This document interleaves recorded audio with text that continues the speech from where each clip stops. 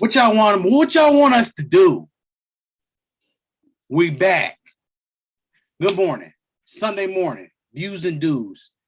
Usual suspects here. Y'all know what this is. This be the original crew from the 22. We got my boy MJ here. We got the NFTs in the background. Just so y'all know, for y'all who know, if you know, you know, you know. If you don't, you don't. It doesn't even matter. At this stage, it just is what it is.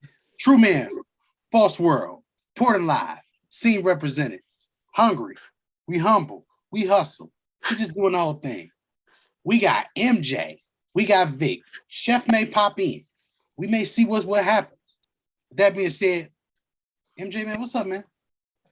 Hey, man, you already know what it is, man. If content was king, you're looking at royalty.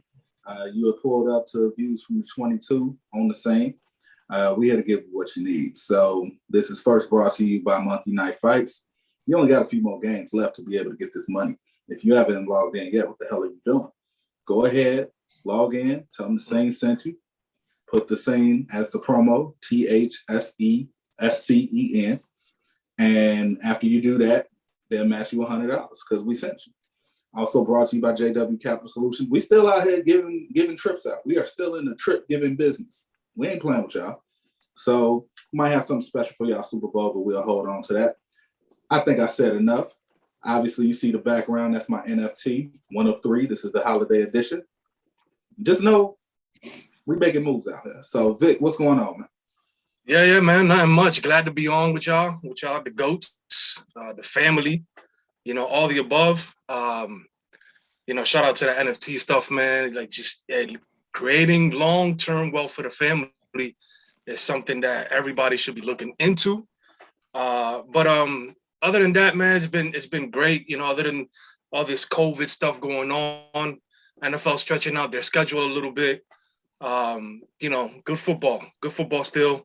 There was a messy game on Thursday. German and I want to talk about it a little bit. But yesterday's game was fun. And hopefully, the rest of these games, the rest of the schedule for Week 15 follows up, and of course the rest of the season. Looking forward to this. Shout out to everybody who has supported us and is in the chat right now. Category 5, Trav, of course. Let's get this rolling. So, yes, we popped a Jolly Rancher this morning. So I just want y'all to know, for all my people out there who are in certain parts of the world, you got your electricians. I'm getting ready to do some electrical work on y'all today. When an electrician pop a lollipop of any sort, pause, or any type of candy, that means they're getting ready to put some things together for you. TIE, we're getting ready to tie this all together for y'all today. Number 1, Chiefs versus the San Diego Chargers, or I call them the San Diego wall plugs. Why do I call them the wall plugs? Because it's always a short net plug somewhere. We got the Chiefs taking care of business on Thursday in this particular game, in which, to be honest, Vic, I said this to you before the game. I said this to you after the game. I said it to you this morning. The Chiefs had no business winning this game. 0.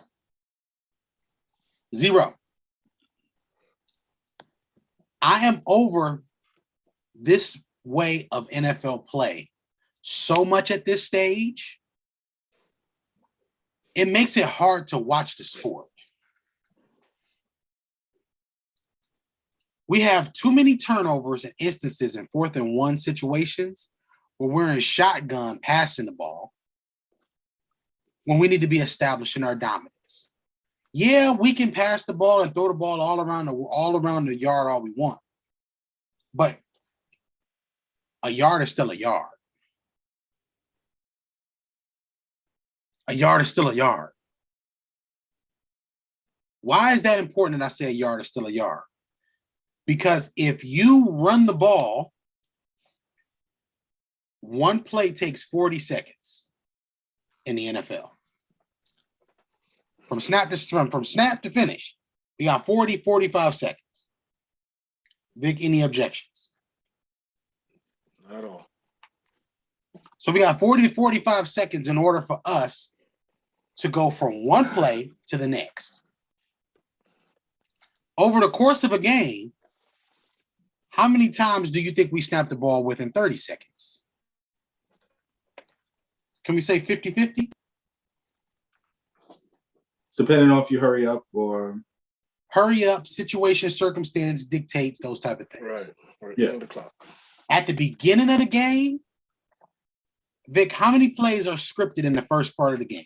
Is it fair to say 20? Could be, 15 to 20 plays. You'll have scripted. Kind of get a feel for what the defense is how the defense is going to come at you. Some of their alignments, some of their packages, whether they're going to be nickel, they're going to be dime, or they're going to be base. That's pretty much, 15, 20 plays scripted. Okay, so we got 15 to 20 scripted plays. So with the 15 to 20 scripted plays, those fall in that 40 to 45 second time frame, correct? Mm-hmm. That's two teams that does that, correct? Correct. 30 to 40 plays right there. That's your first quarter. Why is that significant? Just why does that matter? The first quarter is the fill out stage of the game. Once we filth each other out in the first quarter and we figure out where we need to adjust, what personnel groupings are working, what personnel groupings are not working, now we get to actually have fun in the game in the second and third quarter. Because the fourth quarter is where we establish what? Dominance. That's where we pretty much take the game and we put it in our hands and we put it in our best players' hands. MJ, I'm gonna lob this up to you, basketball reference. Sure. Now, when we run, when we're in practice, are we running because we want to win in the first quarter? Are we running because we want to win in the second quarter? Are we running because we want to win in the third quarter? Or are we running because in the fourth quarter we want our legs to be able to take over the game? And all of our bad habits simultaneously. Go ahead. Every training module, every practice module should be built around finishing the fourth quarter strong. Can you repeat that one more time for the people in the background? Because I don't think they heard you. Every training module, every practice scenario should be built around finishing the fourth quarter strong, in addition to stealing, winning as many quarters as you can throughout the game. So with those things being said, if we took care of our business in the first quarter and we did our 15 to 20 scripted plays, we take care of the football, we don't turn it over, and we do those small things, roughly we should say we probably either are tied 0-0, we 7-7, or maybe we at 10-7, give or take.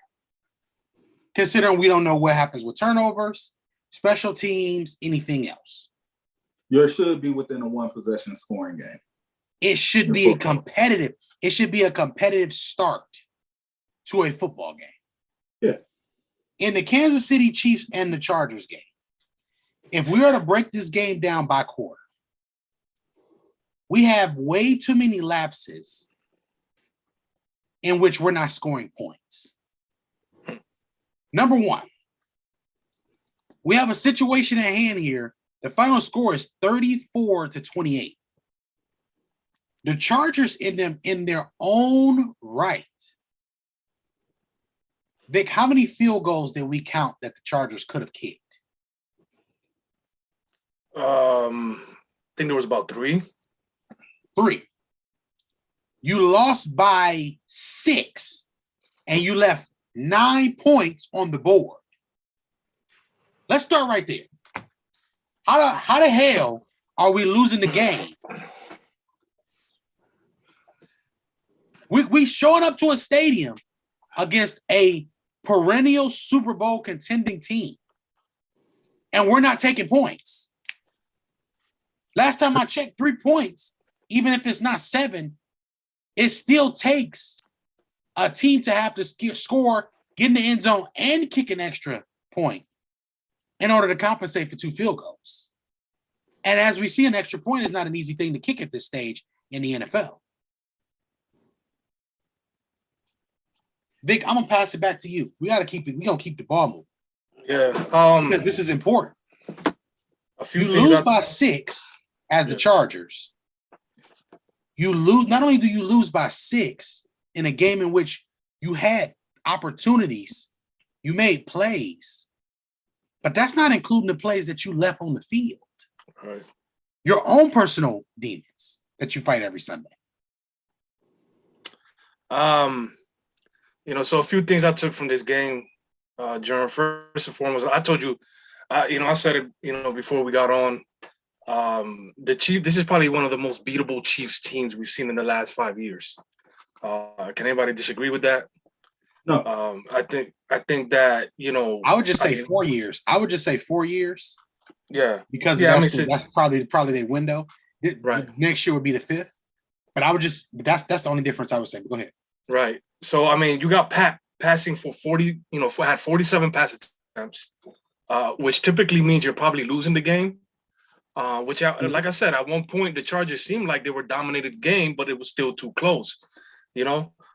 So he had 47 pass attempts, 410 yards, right? Passing. 339 went to 2 guys. Tyreek Hill and, of course, Travis Kelce.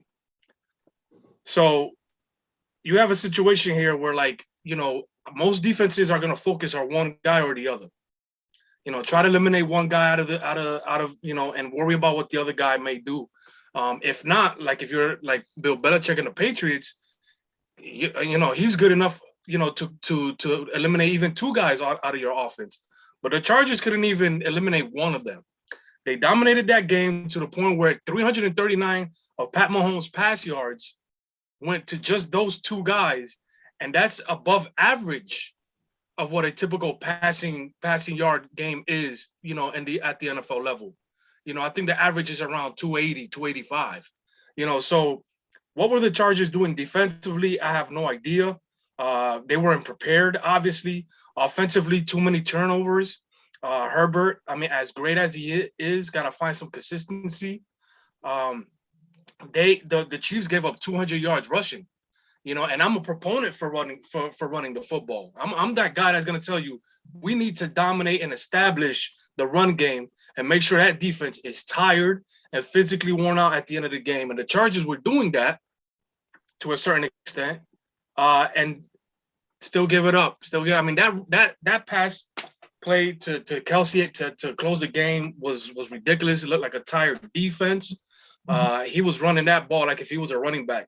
MJ, like he twisting, turning, he went to the left, went to the right, like it was ridiculous. So the Chargers got to be a better football team, man. And this is a roster that is filled with some serious talent, some serious grade A talent.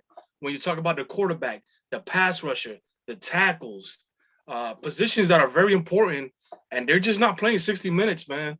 Definitely wasn't going to play in overtime either, clearly. MJ? Get y'all screen record ready. Give me y'all about 3 seconds to get y'all screen record ready. All right. Oh, good. All right. So, yeah. 3 things. I was never against analytics. I will never be against analytics because analytics has a place. However, with analytics, you have to make sure that you do not go away from the fundamental objective of the game. The objective of the game, obviously, is to win. But if you're going to do certain things based on analytics, certain things have to play themselves. So let's talk about those 3 times they went for it on 4th and 1 in field goal range. I'm not going to argue whether it was a bad decision or a good decision. What I am going to argue is neither one of those plays, they were under center, if I remember correctly. None of them. So you automatically take away 70% of your run package on a 4th and 1, 4th and short situation. Beautiful assessment. Based on analytics, in which you literally are playing into a defense in which there's not enough real estate to be able to orchestrate a successful route or execution within a 3 to 4 second window that you're going to have because they're going to be setting the house. So you make yourself 70% predictable. And even with the 30% that you may have that you could run, you're already 7 yards behind. with no lead blocker. So if we're going to go for it, let's at least put ourselves in a situation in which we don't look predictable. Another thing. Expand your probability of what you can do with your playbook. The reason why the original West Coast system, the Air Coryell system, were so relevant in early football was because it focused on, this is Views education right now. This is real. So y'all need to be paying attention to this. It gave you a broad perspective of defending every blade of grass. The West Coast system, why it was so unstoppable, was because when you brought a tight end across a formation, the misdirection from the run action that you got was to help you simultaneously freeze one of the better athletes, which is the defensive end, to isolate him to make a decision to either pursue the quarterback or pursue the tight end coming across. Now, why is that significant? Because when we pursue one thing or the other, it's still making a person, a human being, make a decision. And the whole imperfect and perfect part of the game, which we love the most, is the human interaction of the game. So you're now taking the one thing that we loved about the game, which is the human interaction and the human understanding and reaction, and you're taking it away from us now because you're so focused on trying to create a mismatch when there's already a mismatch because it's a human being on the field to begin with. Tag me back in. Let's go. Now, second thing. We're talking about the human element, the human interaction of the game. Chargers. Yes, you guys ran the ball well, but you guys ran the ball well. Why? Why did you run the ball well? Because they were taking away Herbert, and they betted that eventually you couldn't help yourself, and you was going to still try to put the ball in this man's hands to throw the ball in gaps that weren't there. And you fell for it. Because you just do not have the capability, for whatever reason, of just handing the ball to Austin Eckler 25 to 30 times, which shouts out to Indianapolis because that's exactly what they did with Jonathan Taylor. We're talking December football now. That pretty shit out the window. Now you got to show that you can do all of the stuff that you don't want to do in this month if you're going to be a Super Bowl team. You decided that even though it's 4th and 1, we're not going to even make Austin Eckler or Jackson even look like a factor because we know deep down inside you want Justin Herbert to make this play. So because we know that you want Justin Herbert to make this play, our defensive package becomes simple now. Especially when you're going to go 3 wide, 4 wide in a shotgun and it's 4th and 1 and you're on your 5-yard line, 7-yard line. Where are they going to run? There is no deep option. They can't run deep. What, they going to run out of bounds in the back of the end zone? It don't count if they catch it. There's nowhere to go. They can sit in that zone and cover more blades of grass in the passing game, which is why you have to be able, if you're going to do this, if you're going to say, I'm not going for 3, which I apologize for my fantasy football owners who had the Chargers kicker. I'm sorry. I'm sorry. With that being said, if you're going to go for 7, if you're going to go for 6, I need for you to make sure that the play that you pick is a play that is going to at least catch the defense off balance. You guys did not do that. Thirdly, the defense actually played well. You know what happened with the defense? They got tired. You want to know why they got tired? Because all of those 3 times that you went for it and you gave Pat Mahomes the ball on the 9-yard line, the 7-yard line, the 14-yard line. And that's not including when he messed up. It wasn't no 3 and outs. He marched that ball down the field. Whether they scored or not, he kept y'all on the field. So now you're tired. Now you're tired. because he kept y'all on the field when you didn't even have to be on the field because y'all already had the blueprint to stop him for the first two halves. But what did you do? You kept giving him the ball. Yes, I know Patrick Mahomes is not showing what we're used to seeing. He's still fucking Pat Mahomes. I'm not leaving Curry open for 3 just because he went for 5. That's stupid. Especially not no goddamn fourth quarter. Why would I give this dude the ball in the fourth quarter? The fourth quarter is where you want to take the ball away from Pat Mahomes. I'm on and big. You know, you stop the screen record because I can go out there. But here's another part. Here's something else too. When Nwosu made that play right on Pat Mahomes on that interception, and they score or whatever the case is on the next drive, whatever the case may be. You can't tell me when you watch that play and you said, "Wow, so my athletes are making plays. I can run the ball whenever I want to." That is clearly off. Do you know how many times they missed that jet sweep? They missed that jet sweep 4 or 5 times in that game. Bro, he had Hardman about 4 times in that game on that jet sweep, and he missed them 4 times. So not only did Pat play bad, not only was Pat inaccurate, not only were you able to run the ball whenever you wanted to, your athletes showed up and played well enough for you to be in the situation to win the game. You outplayed them in every aspect and phase of the game, and you still lost. Well, that's not great. Like at this stage, bro, I'm going to say this to everybody in the world, and I hope everybody understands. That's not the greatness of Pat Mahomes that we witnessed on Thursday. What that is that's the ineptability of the coaching staffs in the NFL to handle their business on the sideline. Players win them.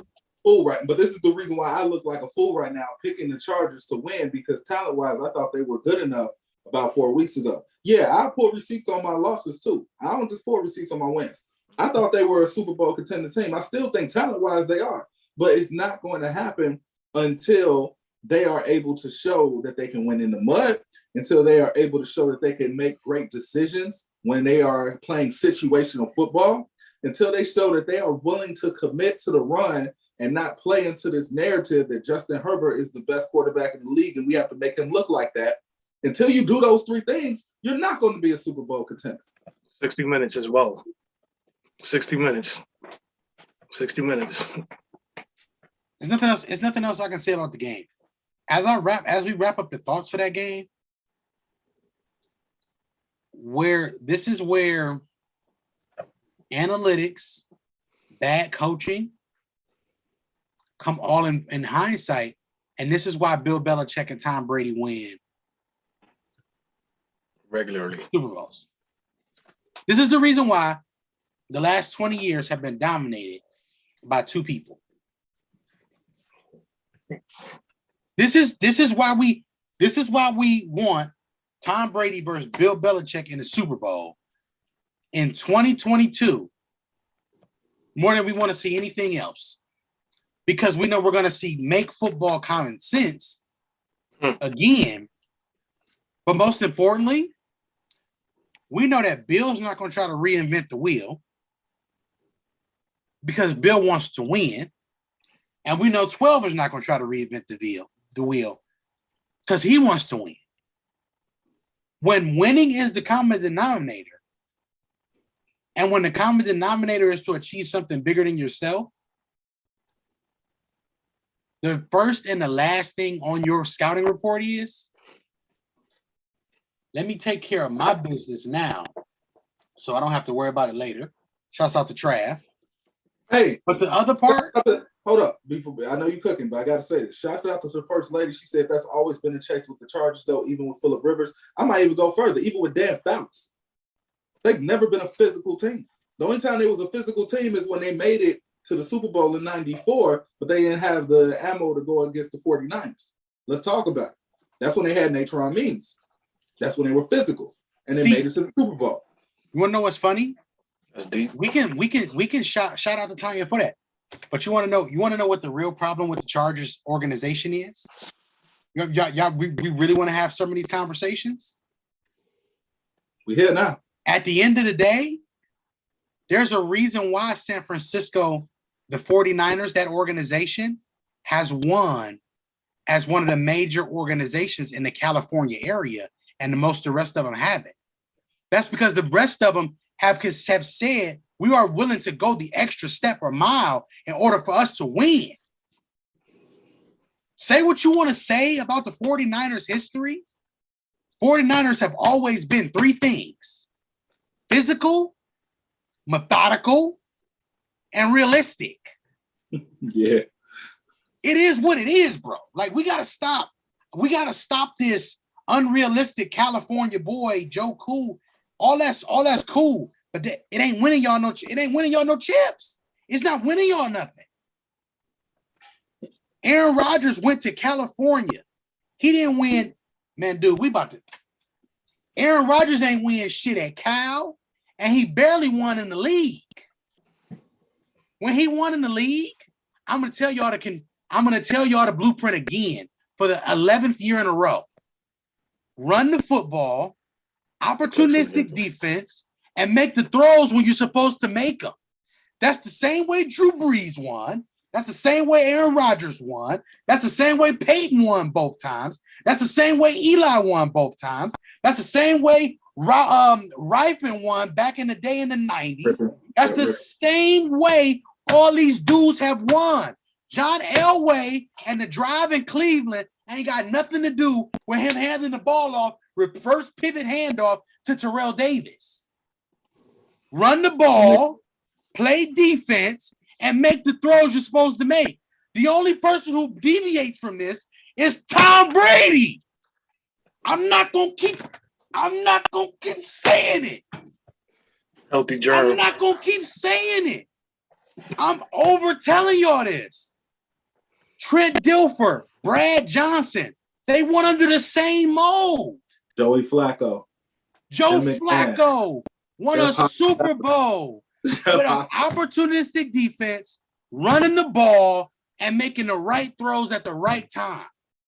Ben Roethlisberger, when he won his second Super Bowl, I'm going on it. I'm on y'all ass today. Ben Roethlisberger is the only other quarterback in today's National Football League that took some shit. It's only two go-getters. Ben and Brady, bro. Peyton ain't never took nothing. Nothing. Ever, bro. Yes, I'm there. That's where we at. Hold up, real quick. What about Pat Mahomes in this person? Pat Mahomes didn't take that. I'm just asking. Shanahan handed it to him. Ooh. You were up 10 points Ooh. with a team that could not stop you running the ball at 15 yards a clip. Mostert was giving them 15 every time he touched the rock. That was emotional. Did you hear what Frank Clark said after the game? He said, hey, man, they was averaging so many yards running the ball. I was confused why they stopped running it. You know what? I love lining up the questions up as being the devil's advocate because I know that's what y'all be thinking. So I ask him for y'all, but I know he gonna kill it because anytime we get adamant about something, please know that we got a fully loaded clip with one in the chamber. So the clip is completely loaded. We cock it back, the bullet's in the chamber, we take the clip out, we put another bullet in, so it's completely loaded. So be careful when we get emotional.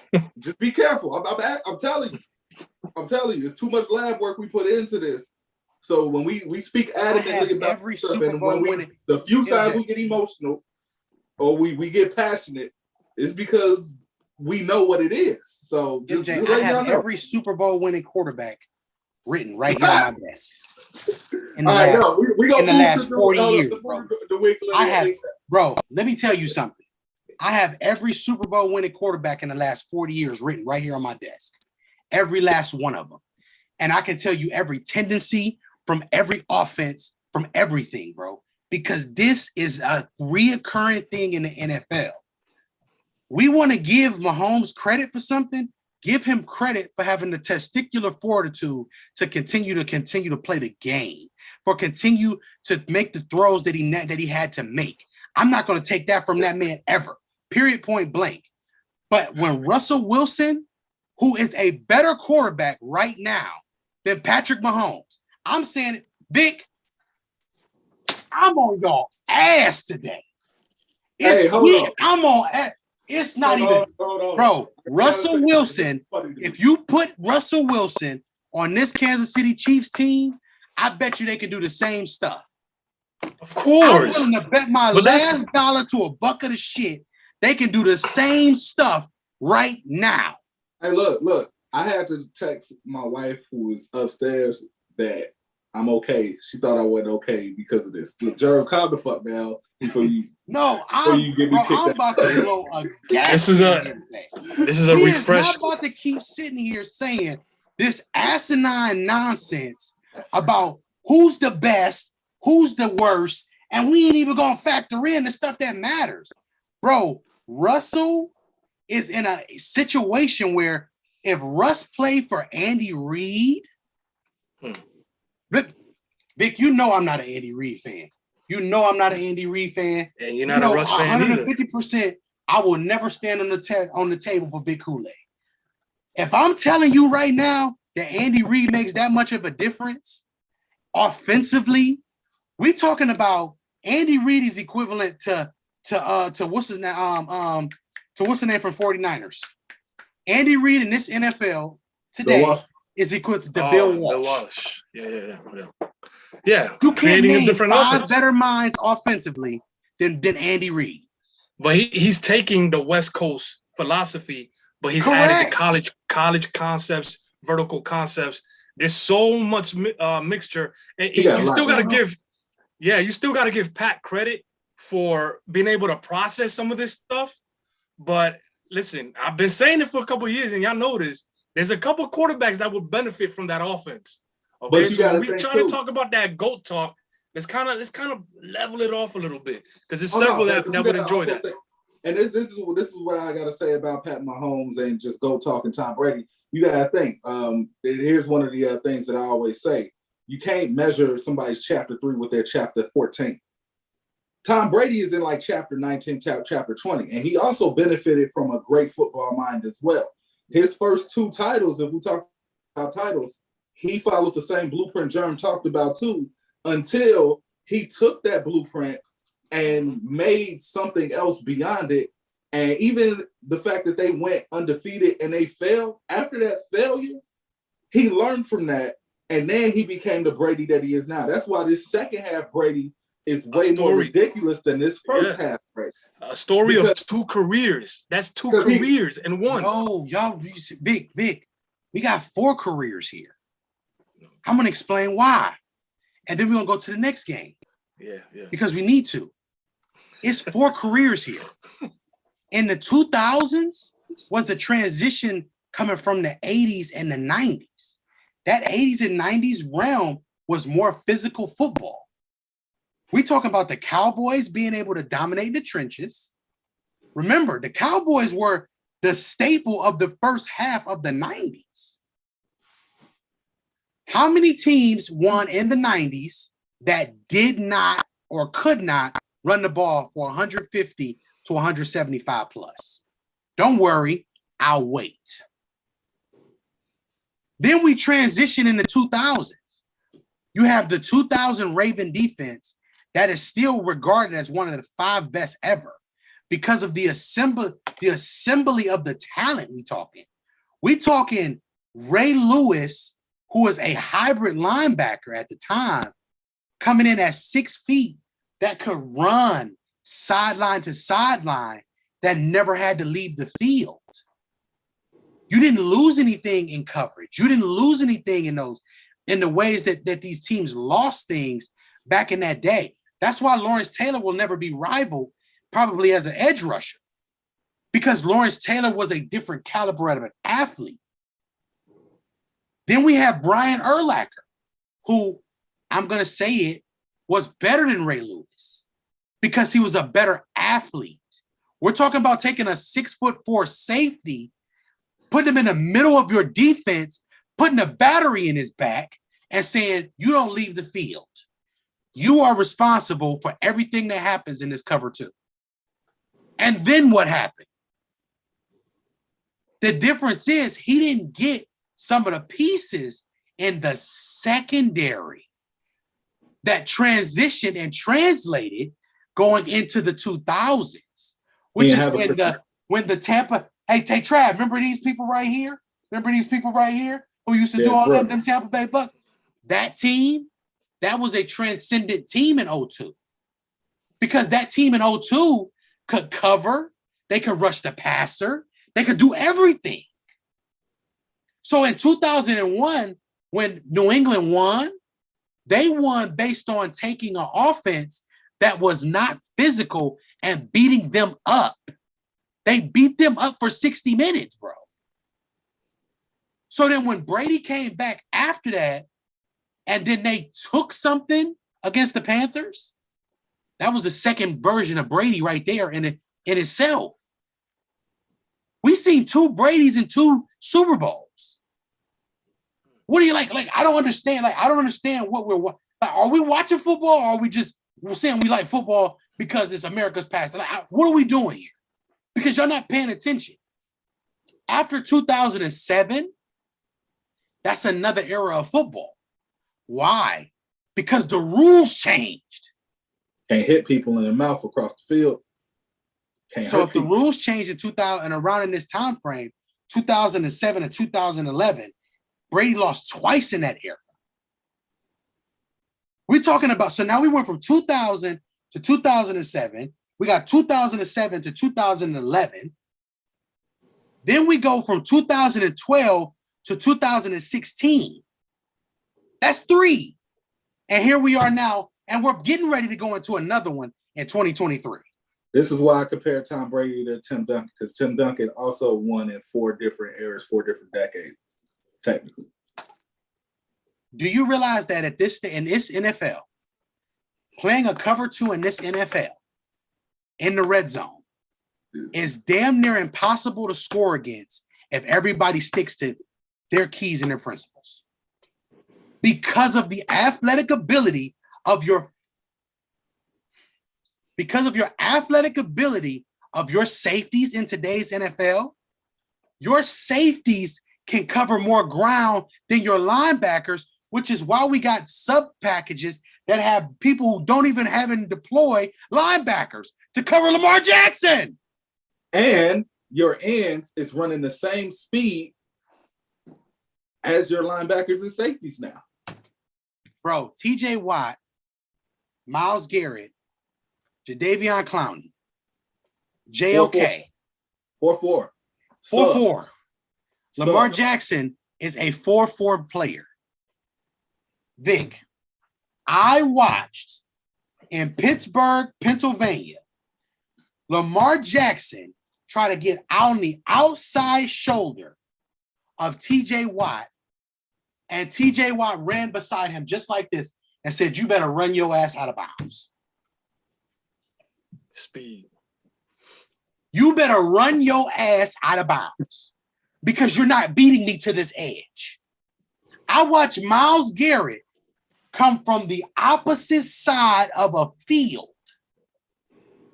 and chase him down to make a 3rd down play. That's a different after impeding 2 different blockers. So I'm asking y'all, do we like football or do we not like football? Are we watching the game because we like football or not? Because I'm starting to think y'all just do this just to talk about something. Nah, it's annoying and it's time to grow up. Hey, they like football and put the work in. It's okay though. So with that, all right, Vic, here you go, Vic. I'm sorry. I had that all of that emotion and aggression. Y'all don't understand what it took for me to get back to that right there. That's what I've been trying to get back. We off a bye week right now, so you know we got all the energy. Oh, that's all backed up like a year of celibacy, bro. I got you. Bars.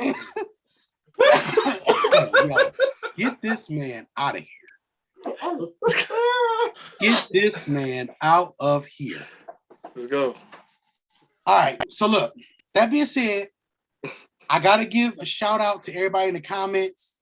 It is what it is, but we gotta do this and we gotta talk about this the proper way. Cause we not about to get ready to do this the way that y'all been doing this. No. Y'all ain't about to ruin my sport. Y'all ain't doing that. So next, we're gonna touch on this Colts and this Patriots game. I'm not gonna blow too much out of proportion for this. Me and Vic talk about blowing stuff out of proportion in games like this. This is a game in which I just think I want to see it again. I want to see it again. Real quick, I'm gonna stand on the table real quick. I don't care about Aaron Donald. I don't care about Fletcher Cox. I don't care about anybody else you name. DeForest, Ebenezer, Japanese, Chinese, look at these, Buckner from the San Francisco 49ers, originally drafted, if I'm not mistaken, number 11 overall, is the best defensive lineman player at the 1, at the 0, at the 3 in the NFL today. If you want to argue, pull up the motherfucking film and let's do it. He is the best. B-E-S-T. There's nobody better. 6'8". He can rush the passer. He is not a B player against the run. He's an A+ player against the run. He can not only do all of those things you named, he is the best player on his defense by far. I don't care if you name Darius Leonard. I don't care if you name you name whoever you want. He's the best player on that defense that is limited because of the type of defense they play. And they are a top 5 defense consistently since he's been there. And that's what Les names. His name today. I don't care about Aaron Donald. I don't care about Fletcher Cox. They can't do what he do. And he sees double and triple teams more than both of those players. And I'm willing to meet me in the lab, Chief. I ain't talking no more. So I'm gonna give Jeremy a break because he literally went like 20 minutes going crazy. So I'm gonna go ahead and give him a break, and we're gonna break this game down. I know you got more. Chill. So I gotta put you on your leash for a second, so me and Vic can get some love. All right. So for this New England and Colts game, the irony of this game is the fact that the Colts did exactly what Los Angeles should have done. Like, New England literally was doing the same stuff that Kansas City was doing to the Chargers. The only difference was the Colts was like, oh, y'all trying to come back? All right, we're going to hand this ball off. I'm not about to play with you. Yeah, you stopped them. -3 yards, 1 yard here, 2 yards there. Still handing it off. Oh, play action just to keep you honest. Oh, boom, 68 yards. This is the difference of December football and October football. That's the difference right there. Can you run the ball when they're expecting you to run it? This is the reason why New England lost. It ain't because Mac Jones had a slow start, because we just saw Pat Mahomes had a slow start the last game and he came back and won. It ain't the fact that, Jonathan Taylor wasn't even having that good of a game. Considering what the stats say, it was they did a good job containing him at first. Yeah, for 55 minutes. It took 26 rushes to get 103 yards from him. Yeah, that's a 4-yard average or less than a 4-yard average. You did your job. It's no different than when you're playing a dominant offensive player in basketball and you hold them to 45, 50% and keep them off the free throw line. You did your job. He's going to have his numbers because of the volume and the usage. He's going to have his numbers, but you did your job up until that point. Right. But it took the Colts to stay with it. They stayed with it. They trusted their back to continue to just keep plugging. And when the plays need to be made, he's going to find it and he's going to make it. Mm-hmm. Close the door on their ass. So, yes, I would love to see this game again as well.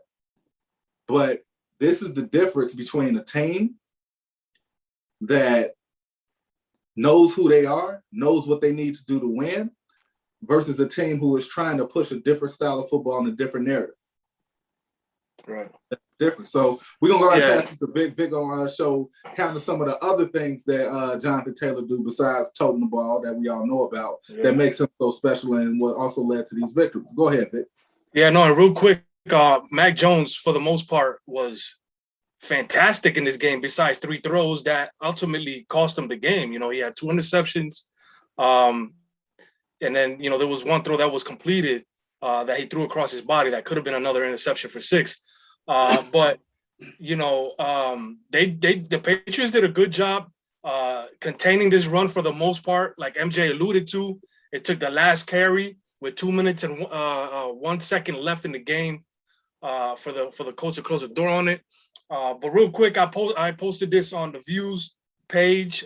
This is the first scoring drive, the first scoring play for the Colts. The first thing, and I got 6 things out of this play, Germ. You know, 6 things that fascinated me from this because, you know, we just some lab rats and we love studying almost every intricate detail. First and foremost, it looks to me like there's 6 men on the line of scrimmage. You got your 5 offensive linemen, and you got your inline blocking tight end. Mm-hmm. Huh? Yeah, you got your tight end. Yep. So you got him here at the bottom of the screen. That's Mo Ali Cox, if you could circle him real quick. Yep. Then you got your X receiver. Yep, you got your X receiver up top, who's supposed to be kind of, it looks like his foot is in between the 9 and the 10-yard line there.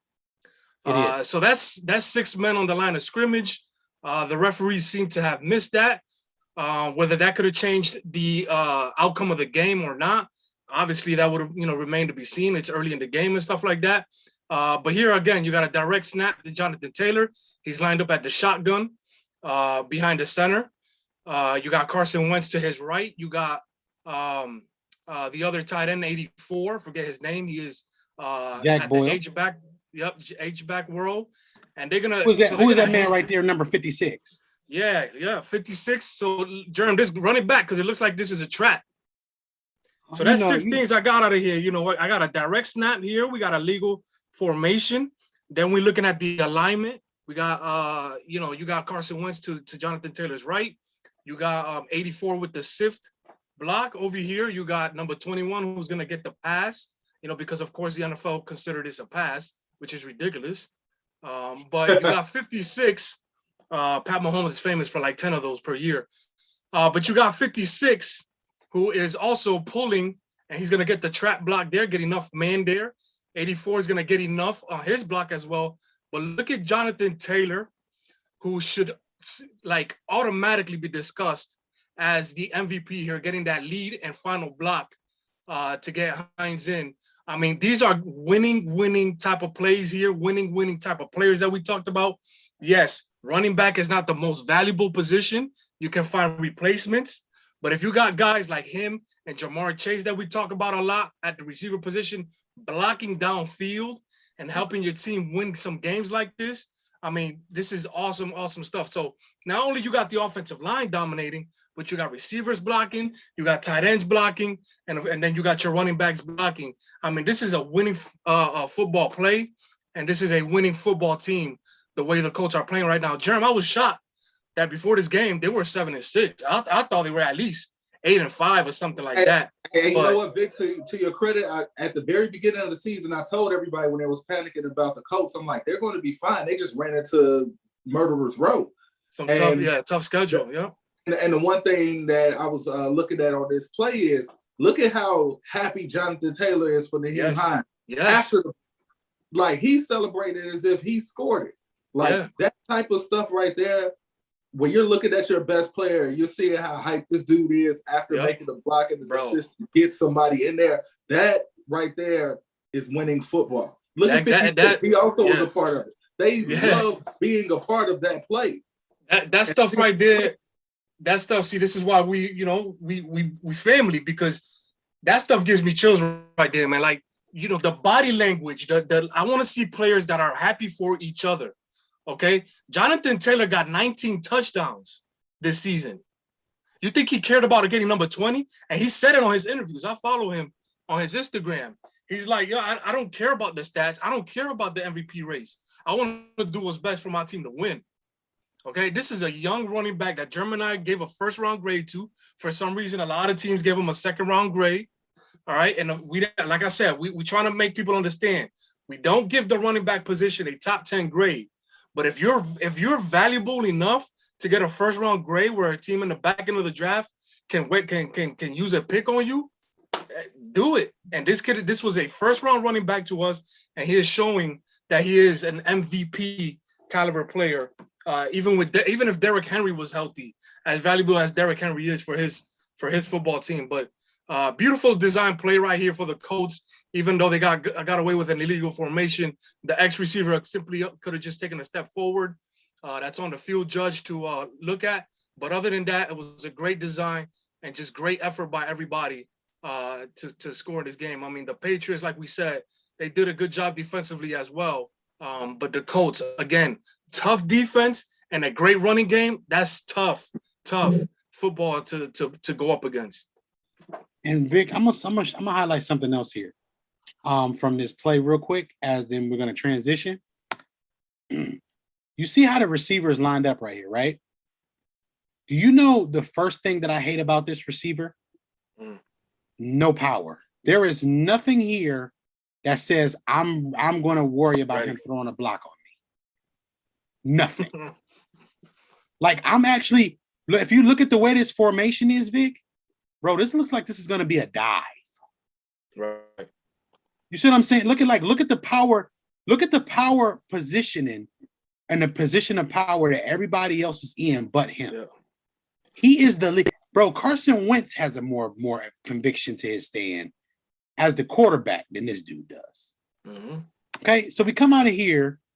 When I see this ball snapped right here, this play was made way too fucking hard. 16. What are we doing with this block? Yeah, 84 had to help out. If 84 can just hit him and he can just push and he can just get in J.C. Jackson's way, not only does 21 walk in, Jonathan Taylor doesn't have to hit anybody.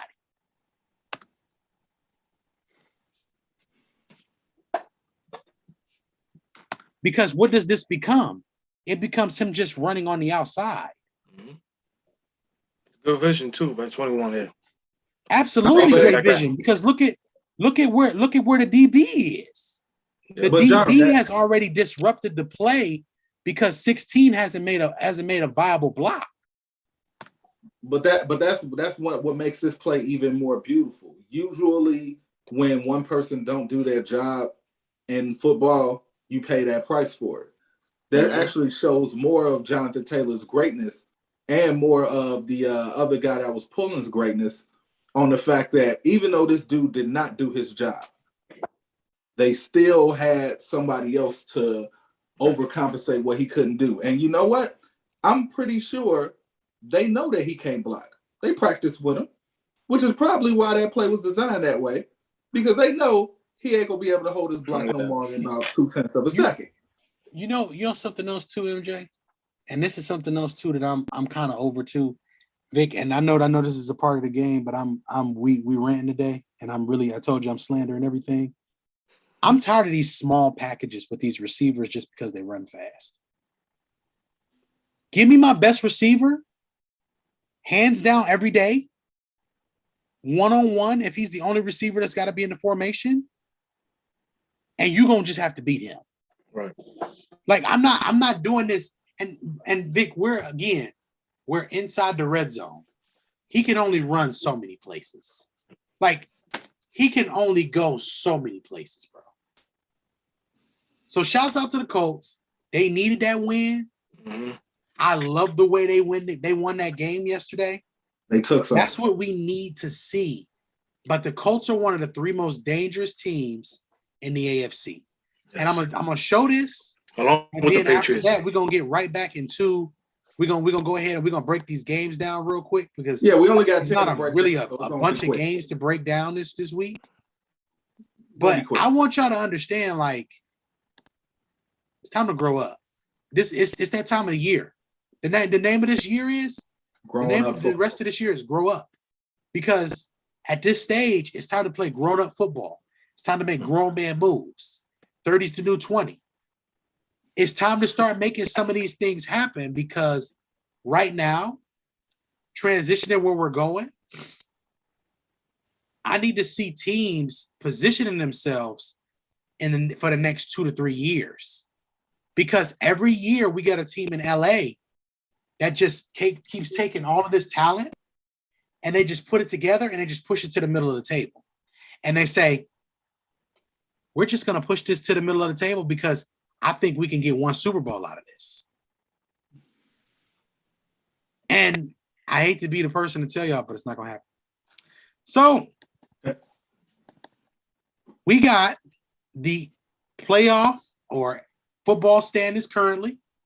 We have division leaders. I'm going to start with the AFC, of course, because that's what's up here first. We got New England, Buffalo, Miami. We knew the Jets weren't going to be. This is not going to be their year, but it is what it is. Here we are. Fellas, AFC East, anything you want to add? Anything you want to say? Ironically, to what you said about grown-up football, Buffalo Bills can't run the ball. No grown-up. Unless you're running it with Josh Allen, which is we've already sold time and time again. Running it with your quarterback is not the healthiest decision to make. No, absolutely not. And he's got a hurt foot. So, I mean, that over a a certain amount of time, that stuff is going to catch up. Big dude, too, 6'6". Yeah. Yeah, interesting. That's really the only thing that stands out to me. I mean, we already knew the Jets were still in rebuilding. And, we also knew that Miami was a fringe team that probably could have made the 7th seed at best, but wasn't going to really make any noise. So none of this is surprising. To me, New England isn't surprising to me either because I knew Belichick was going to have that defense ready. And when he drafted Mac Jones and decided to start him, I looked at this and I'm just like, oh, this 2002 all over again. Mm-hmm. You want to know the difference between this Patriots team being the best team in the AFC and not being the best team in the AFC? What's the difference? Home and road. Yeah, if New England wins home games like they normally do, we talking about a total different situation now. Mm-hmm. We talking about you see what I'm saying? Like Vic, we talk about a 6-1. And the first loss was yesterday. That one loss is yesterday against a really tough football team. See what I'm saying? Like it might be 11-3. You can't this is why I'm saying this now to everybody. But being 6-1 on the road with a rookie quarterback is more impressive to me than anything else here. Like, are they the best road team in football? They are. Outside of Arizona. Arizona and New England are the 2 best road teams in football. That's crazy. Yeah. Buffalo, as far as Buffalo is concerned with me, just before we go to the next division, Buffalo ain't never going to be a team that's going to be a serious threat until they challenge their best players. Challenging Josh Allen at this stage in his career isn't challenging Josh Allen to be a better passer. It's for him to be a more docile passer. I'm going to let y'all look up the word docile and let y'all figure that out. Anything else that you guys want to add before we go to the next division? No, go ahead. Let's go ahead and move on. Because I know Yeah, go ahead. My bad, MJ. No, I know some games coming up, so we'll kind of start to getting our 4-minute offense actually.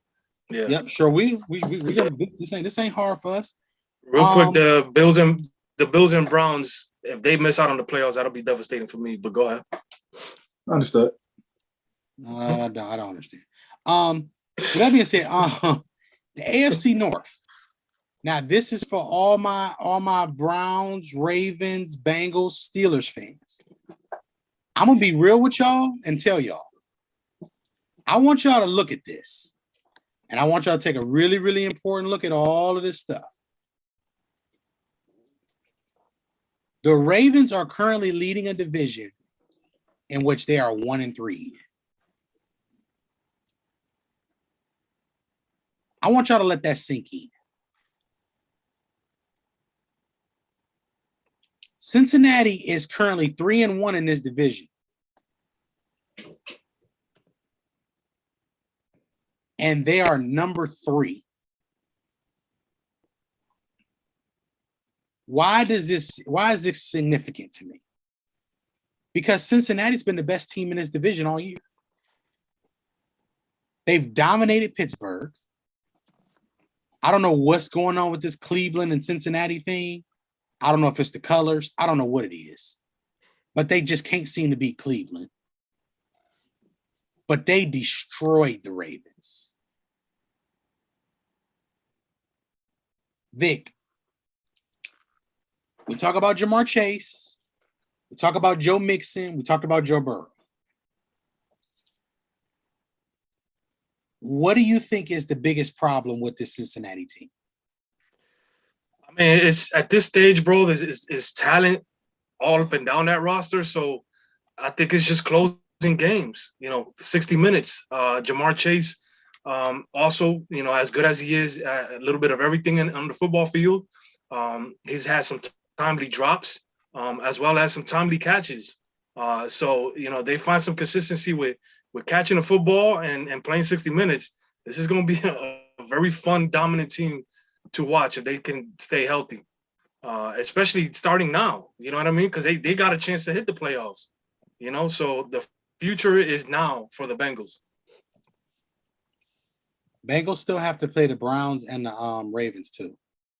So they could sweep the Ravens and split with the Browns. And if they do that, they'll be 5-1 in the division. They're going to have to still find another win or two. Cincinnati needs to go 3-1 here. Cincinnati and Cleveland are in the driver's seat to win the division. They got to go 3-1.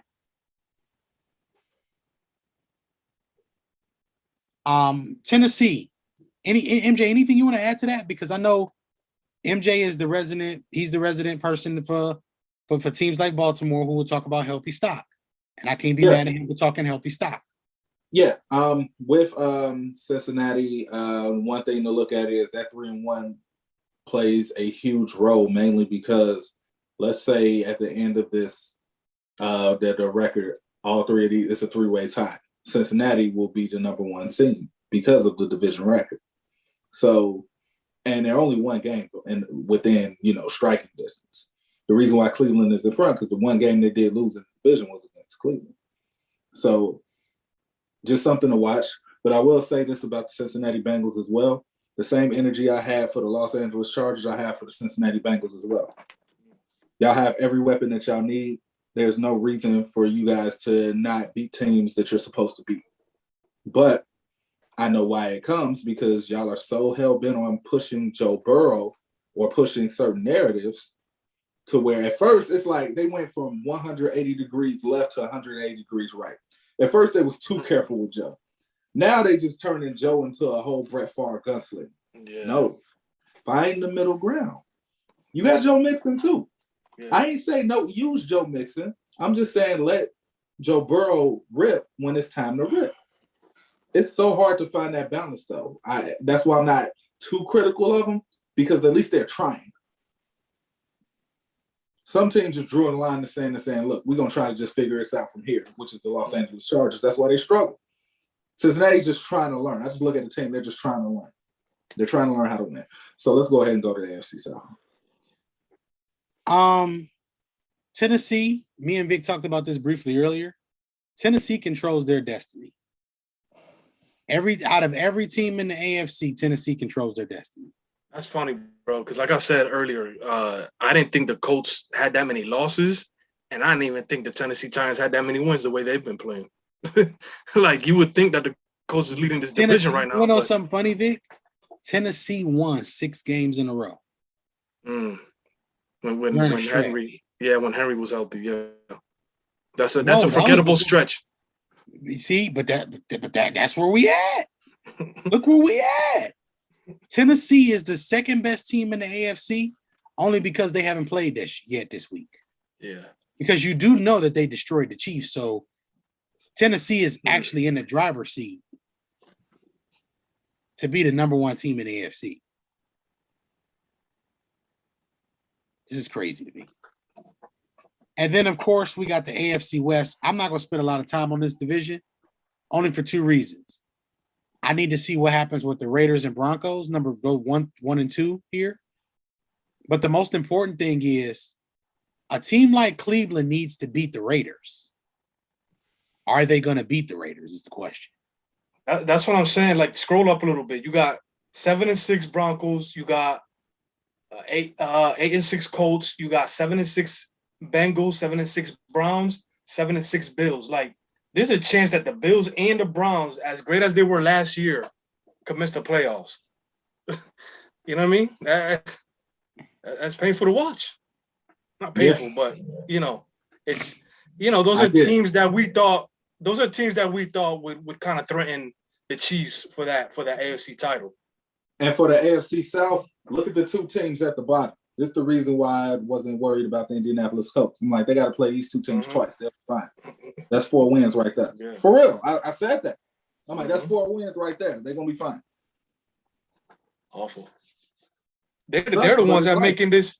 They're the ones that making the AFC look terrible in terms of their record, because everybody else seems to be in competition. Yeah. All right, but go ahead. Let's go, NFC. We got the Dallas Cowboys currently at the top of their division. This is going to be murderer's row for the NFC East because they all play each other. Yeah. So the last 4 weeks of the season, we got murderer's row for the NFC East. Dallas, you just got to win 2 more. Dallas magic number at this stage is you just want to win. You just want to win 2 more, another game or 2. Yeah. Dallas, nobody's going to really catch you. You know what I'm saying? Like 11 wins and being healthy is where you need to be. Dallas, Ezekiel Elliott, and Tony Pollard. Those are the 2 names to get really familiar with. Put the ball in their chest 40 times a game. They won't, because Mike McCarthy don't believe in that. But that is what's holding them back. Unfortunately, though, yeah.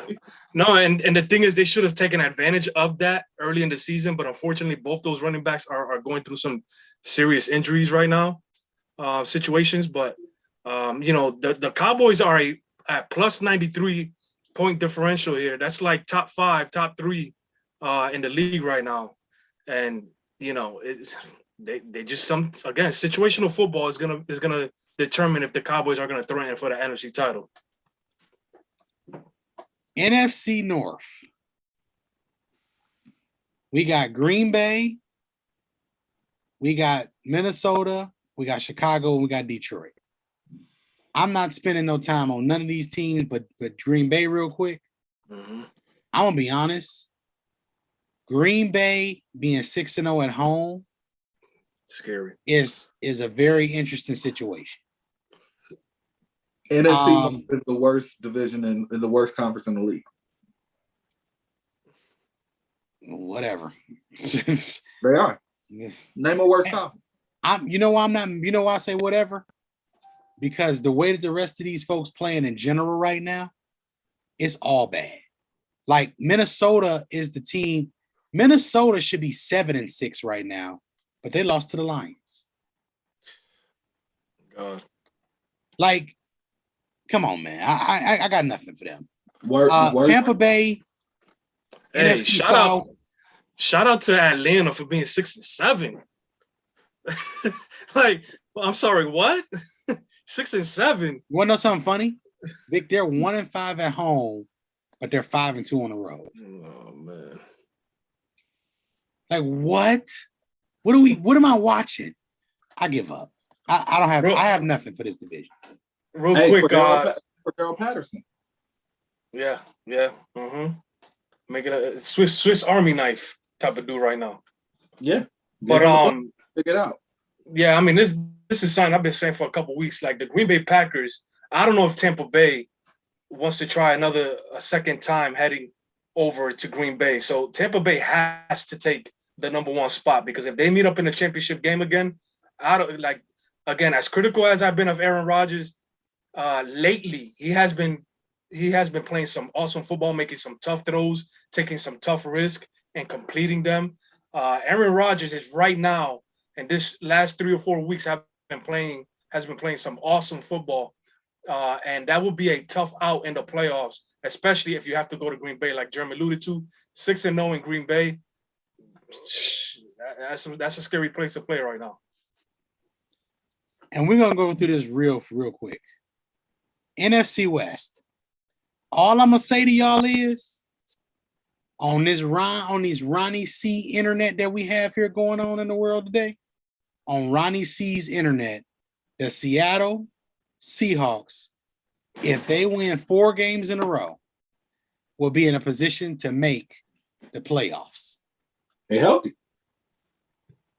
They're healthy now. All I'm going to say on Ronnie C's internet is sign me up. That's all I'm going to say. I'm out on every team in the NFC West not named San Francisco 49ers. I don't care about the Rams. I don't care about if your quarterback is a toy, I ain't rocking with you. Kyler Murray's a toy. If Matt Stafford's your quarterback and with the Rams, I ain't rocking with him either, because he a decoy. Period. I ain't got nothing else to say about these whack MCs. Yeah, I'm on everybody like that now. With that being said, what did Murray do to you? I thought you liked him. It ain't got nothing to do with me, Kyler Murray, and my relationship. He's a toy. What does that mean? That means he is a talented offensive youngster. That means he has all of the abilities to be a great player in this league.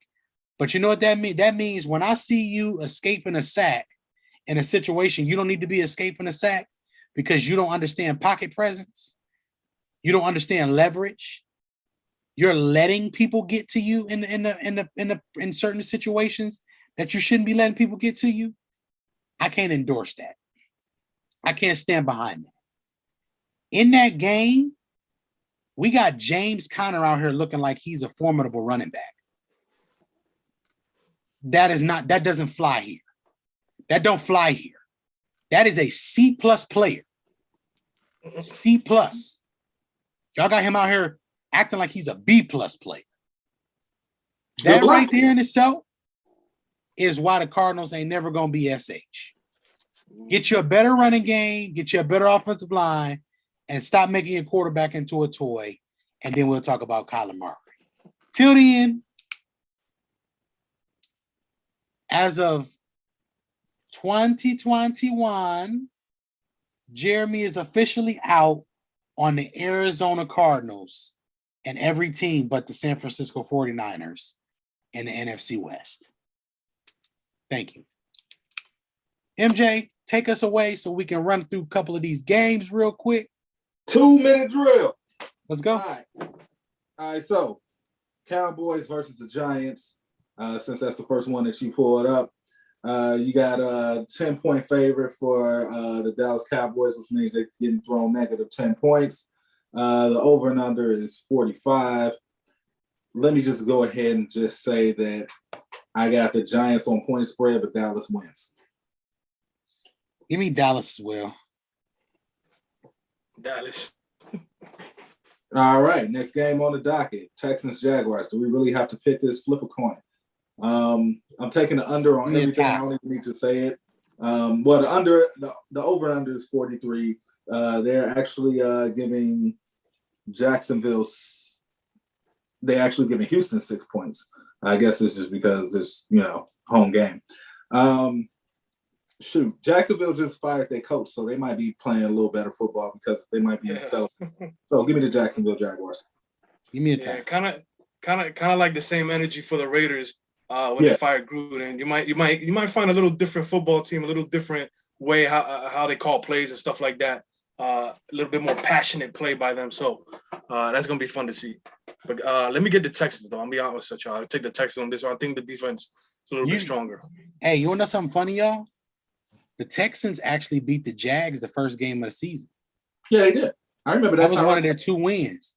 So if you're picking the Texans, that's actually not a bad pick, considering this the game that Tyrod probably comes out and has a 350-yard passing game and shows us that he can play. But Texans still get no play in my ride. Free Deshaun. He very well could. Next game on the docket, we got Tennessee-Pittsburgh. 43 over and under. They are giving Pittsburgh 2.5 points. At home? Yeah, they're giving Pittsburgh 2.5 points. Some places it's just a straight pick, and then there are some betting. FanDuel actually is only giving Pittsburgh 1 point. Tennessee defense is really like that. I am now a believer of it. They are on my fantasy team because of that. But I am not going against Pittsburgh. I think this is a bounce back game. I think Ben Roethlisberger put his arm around Claypool, had a good talk with him, and it's like, youngster, this is not how you carry yourself if you want to keep making money in this league. Give me Pittsburgh. Give me Pittsburgh for intrigue. And I'm going to tell you why, and I'm going to pass it right to you, Vic. To be honest, I want this division to go down to the last week of the season. Give me Pittsburgh. Give me Pittsburgh in this game, and I'm going to take Pittsburgh 27-17. I'm gonna go with Pittsburgh too. This is 2 teams that depend on running game, depend on a tough defenses. And 2 quarterbacks that are struggling for certain, for different reasons, as we know. But I'll take Ben Roethlisberger and his ability to still make throws when it counts. Like we talked about, is very important. So give me the Steelers in this game, and what could be one of the better games of the week. All right, next game on the docket, we got the Jets and the Dolphins. Dolphins, they're giving the Jets 7 points, and we're at a 44.5 over under. I do not like that spread at all. They actually, in some places, is giving 10.5 points to the Jets as well. If you're going to give that many points, I'll actually take the Jets. They actually are playing better football. Zach Wilson, the game is slowing down just a tad for him. I got Miami winning, though. I think Myles Gaskin's coming back is going to help them. It gives them another weapon in the backfield. So give me Miami to win, but if it's going to be a 10.5 spread, I do not think Miami's going to beat the Jets by 10.5 points. And notice I called them the Jets. Vic, you want to go or you want me to go real quick? No, the Dolphins still have an opportunity to make the playoffs, so they have to take care of this game. I think they end up doing that. Dolphins. Man, this is tough. You know why this is tough for me?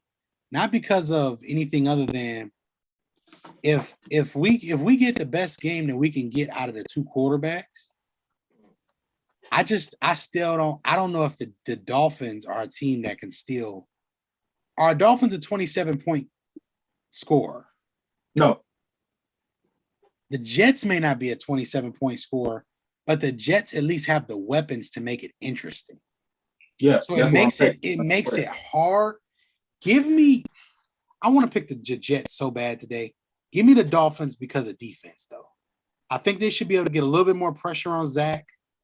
I'm just hoping that Zach has a good game. Give me the Dolphins today, 17-16. All right, we got the Cardinals and the Lions. Next game on the docket. They are giving the Lions 13 points, so they're saying the Cardinals should win this game by 2 touchdowns or more. Give me Arizona. 48.5 on the over-under. Go ahead, give me the Cardinals as well. This is probably a no-brainer. Carolina Buffalo, next game on the docket. This is definitely a trap game if you ask me. Vic, you rolling with Cardinals, I'm assuming, right? Yeah. Yeah. Carolina Buffalo, to me, this is a trap game. They are actually giving Carolina 14 points on this, even though they are playing at home. 14 points may be a little steep, but if the Buffalo Bills are going to make any move, they need to make it right now and immediately. They cannot afford to lose any more games because of that urgency. I will take Buffalo, but I'm staying away from any points. 43.5 is also the over-under. I'm staying away from that too. I don't trust Carolina. I don't trust Buffalo. So I'm not betting on this game, but I'm going to pick Buffalo for our pick. Give me Buffalo as well. This is not your typical big. 3 years ago, we would be talking about Carolina and probably being able to go in there and smash them. Just from a physical standpoint. Right. That's no longer this team, bro. Give me the Bills. Yeah, I mean, the Bills, again, just another game that they have to take care of to stay in this race. Like we talked about, they have a chance to miss the playoffs, which how deep everybody's competing in the AFC. So Bills have to take this game. All right. Next game. We just got through talking about Cincinnati in debt. They are going against the Broncos, who Broncos is not going to cheat you out of your 60 minutes. They're going to play hard for the whole game. They may not make the best mistakes. They may not have the best talent, but damn it, they're going to show up. And because of that, this is a trap game to me, and they're going to Denver to do it. I'm going to say give me Denver. I just think the Bengals are just not mature enough yet to take that step. They're just not. So give me Denver. And just for, if anybody's keeping up, they are actually giving Cincinnati 3 points. And the over-under is 44 under. So even Vegas is agreeing with you, which I hate when I agree with Vegas. The Bengals are actually better on the road right now than they are at home. But like you said, I mean, the Broncos come to play, tough defense. Bradley Chubb came back, looks good, looks healthy. This is a tough choice for me, but I guess I'm gonna go based off emotions on this one, just because I love the Bengals roster, I love the quarterback, love the players that they have. I'm gonna just go with my emotions here and pick the Bengals. Nothing wrong with that. Give me the Bengals as well. Broncos are a couple years away, but I want y'all to understand something else. It's funny how Teddy Bridgewater went from one team to another, and the other team is in. Go ahead, man. All right. Moving right along, Falcons versus the Niners. Giving the Niners in this one, they are giving the Niners. They're giving the Falcons 8.5 points. 47.5 is the over and under. Go ahead and give me the Niners anyway, mainly because the Niners are hungry and they need this game. Deebo Samuels, it leads the team in receiving and in rushing. That's all I'm gonna say. As well. That's funny because him and Cordero Patterson play something similar. They both play a similar style. Yes. Yeah, which should be better. Yeah, which should be fun to watch because they both they're probably gonna try to get the best out of each other. Coaches are gonna obviously get both of them in the game because they have to at this stage with these offenses. But the Falcons, another team that is playing better on the road, but I think just San Francisco is just too tough. They're on a mission to definitely get in the playoff dance. So I'll take the 49ers in this game. Moving right along, we got Green Bay versus the Ravens. Ravens is hosting this game.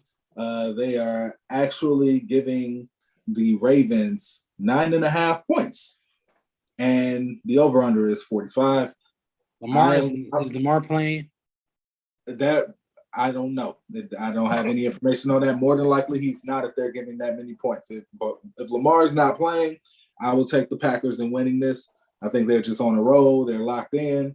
And it's going to take a team that's going to be able to play 60 minutes of football, all three phases, to beat them. And right now, the Ravens can't do that. So give me Green Bay. Give me Green Bay as well. So, yeah, you have Lamar Jackson out as of 2 hours ago due to the ankle injury. So, Packers, like I said, very tough football team. They play not great defense. They play good enough defense. That running game is awesome. The way they establish the running backs, in the running game and in the passing game is effective. And then, of course, when you need Rodgers to make those big throws, some big risky throws, he's starting to make those. So, tough football team. I think the Packers go in Baltimore and win this game. And the very last game, Saints and Buccaneers. This is not a trap game, in my opinion, because the Buccaneers are playing at home. As long as they're playing at home, they are going to be clicking on all cylinders. I have no worries about them at all when they play at home. Yeah. So I don't care if they're playing against anybody. I think the Buccaneers will beat anybody at home. But they're giving up 11.5 points to New Orleans, and it's 45 and under. So still give me Tampa Bay. You mean Tampa Bay today for two things. Number one, you got to take care of your business today. Number two, and most importantly, you're in a situation where you take care of your situation, take care of your business the next 4 weeks. The Packers still got some football to play. Mm-hmm. You pretty much can wrap up your division and everything just by taking care of what you're supposed to take care of. And then you get a familiar Jets team. Take care of your business now. Go into the playoffs, take your bye, and let everything come through Tampa. That's literally your goal right now. Everything comes through us in order for you to repeat. Period. Point blank. I do think that next week, when we have our show next week, Green Bay and Cleveland is going to be very important. Yes. Green Bay Cleveland is the most important game next week because Green Bay needs to win that game. But not only that, the Browns still have to then go and play Cincinnati and Pittsburgh again after that. So these are some crucial weeks, y'all, as we come down the stretch. I want to thank everybody in the comments, man. Yeah. It's been tell y'all just real quick, it's been a long time coming. We talking a COVID journey here. Yeah. 3 weeks. COVID done had your boy down for 3 weeks. This is different. So I want y'all to know, like, we back at it. Views and alkaline news. levels are up. Our alkaline levels is way out. up. The mucus level is out. But with everything happening, I want you guys to enjoy the games. Of course, the grow up slogan. That grow up slogan is real. So I want you to start paying attention to trends. The NFL and NBA, they're all under trends that we're just not paying attention to. And there are consistent trends at that. So I want y'all to start paying attention to those things moving forward. That's all I want. MJ, final thoughts? Final thoughts. Make sure y'all enjoy some good football. Please be safe out there. The Omicron variant is out there and it's real. I got a lot of people that's close to me besides Jerm that has been affected by it. Look, do what you got to do to make sure you and yours are safe. Do what you got to do to make sure that you got your peace and your happiness. That's all that we really care about. We poke fun. We talk our shit about football, but at the end of the day, we're all watching it for the very, very same reasons, to be entertained and to just utilize a few hours to be able to decompress and get our mind off of the real shit that's going on in our lives within. So just make sure that your mental health is good. Make sure that your wellness is good. And with that being said, you will see us again next week. We already had our 1 bye week. We won't have 2. So with that, views from the 22, you got Vic, you got Germ, you got M Drop the J because the fadeaway perfect signing out.